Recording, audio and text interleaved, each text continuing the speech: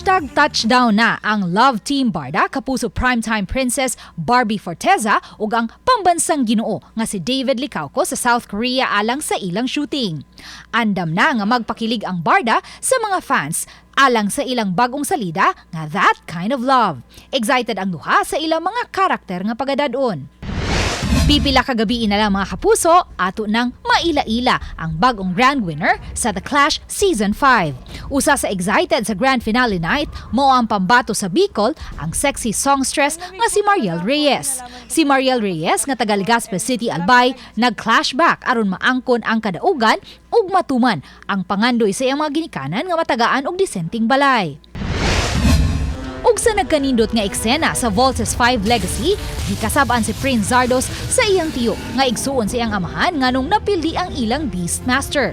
Ug sa Camp Falcon, gikatakdang undangon na ang training sa mga wa mulangkob sa Voltes 5.